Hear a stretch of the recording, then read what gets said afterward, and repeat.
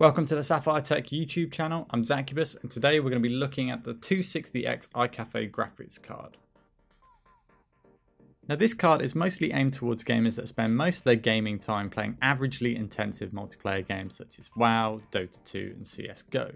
These games really don't need a top-end graphics card to get those consistent and smooth frame rates, and sometimes buying the best graphics card can be completely unnecessary if you just want to get better frame rates on a game like League of Legends. So Sapphire have quite a few different models of the 260X out there already, so how does the iCafe differ from those? Its main difference is in its cooling, with its dual ball bearing fan and longer PCB to reduce the average component temperature, to keep it cooler for longer when you're in those long gaming sessions.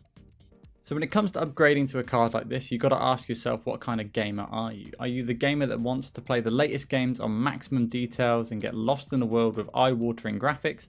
Then you might want to be looking at more powerful cards like the 270X, 280X or 290X. Or are you the type of gamer that's just fine running the latest games on low and medium settings, just so long as your favourite online games run at a consistent frame rate? Then the 260X might be the card for you.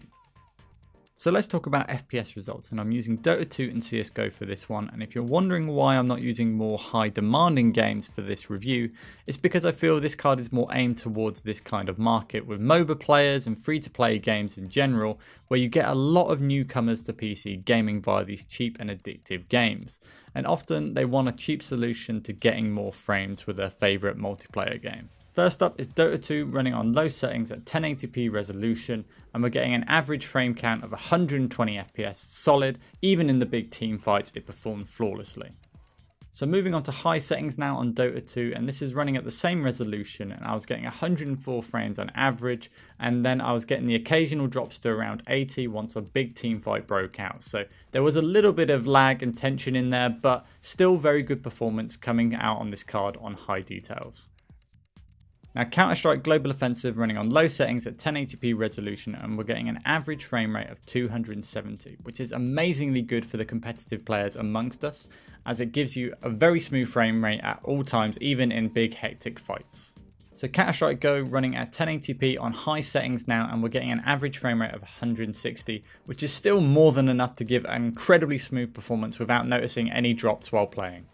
Now when looking at these FPS results, it's important to note that it's not just my GPU that's contributing to these high FPS results, it's also my CPU, as Dota and Counter-Strike Go are very CPU dependent. So always bear that in mind when looking at these FPS results, as your FPS results, if you do happen to get this card, might vary differently depending on your CPU. The 260X does have a couple of neat tricks up its sleeve to improve performance on certain games that utilise True Audio and the Mantle API. These features can help performance by removing heavy loads from the CPU, focusing them on the GPU to perform better frame rates. However, these features will only work on certain games that have been developed with Mantle and True Audio in mind. The 260X has 3 output ports, one HDMI, one DVI and one DisplayPort, which can power up to 3 monitors simultaneously using iFinity.